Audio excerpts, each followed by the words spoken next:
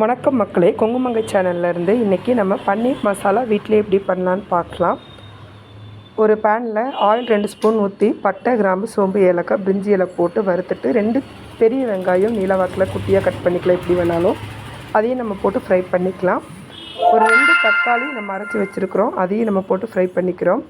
இது குக் ஆனதுக்கப்புறம் இதுக்கு தேவைப்படுற மசாலா பொருட்கள் மல்லித்தூள், மிளகாத்தூள், மஞ்சத்தூள் எல்லாமே 1 ஸ்பூன், கரம் மசாலா 1/2 ஸ்பூன், இதெல்லாம் நம்ம போட்டு குக் பண்ணிக்கலாம். தேவைப்பட்டால் சிக்கன் மசாலா 1 ஸ்பூன் போட்டுக்கலாம். இஞ்சி பூண்டு விழுது 1 ஸ்பூன் நம்ம போட்டுக்கிறோம். எல்லாமே போட்டு ஒரு 2 மினிட்ஸ் நல்லா குக் ஆகட்டும். இதுக்கு முக்கியமாக பன்னீர் மசாலா நமக்கு செய்கிறதுக்கு தயிர் தேவைப்படுது. 2 ஸ்பூன் தயிர் நம்ம ஆட் பண்ணிக்கலாம். தயிர் ஆட் பண்ணி ஒரு 2 மினிட்ஸ் மறுபடியும் குக் பண்ணணும். குக் பண்ணி முடிச்சுட்டு இது கூட தண்ணி தேவைப்படுற அளவு ஒரு டம்ளர் தண்ணி ஊற்றி நல்லா குக் பண்ணலாம். எண்ணெய் பிரிஞ்சு தனியாக மேலே வரும். அப்போ நம்ம பன்னீரை தனியாக ஒரு மிளகாத்தூள், உப்பு போட்டு ஒரு 2 நிமிஷம் எண்ணெயில் பொரித்து எடுத்து வச்சுருப்போம்.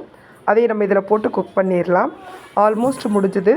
இப்போ நம்ம உப்போட அளவு நம்ம பார்த்துடலாம். உப்பு எப்படி இருக்குதுன்னு சொல்லி இப்போ நம்ம உப்பு பார்த்துக்கலாம்.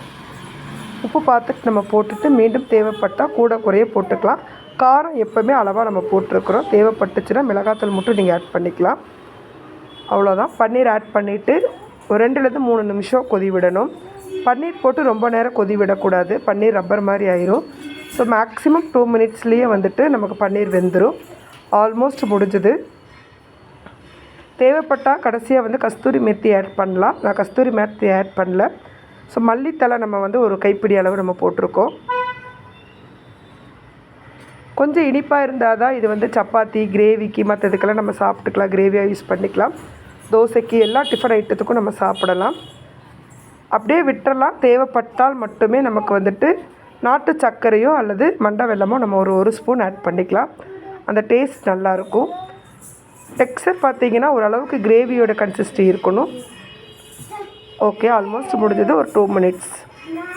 Overall okay. அடுப்பு ஆஃப் பண்ணிடலாம். தேங்க்யூ ஸோ மச் மக்களே.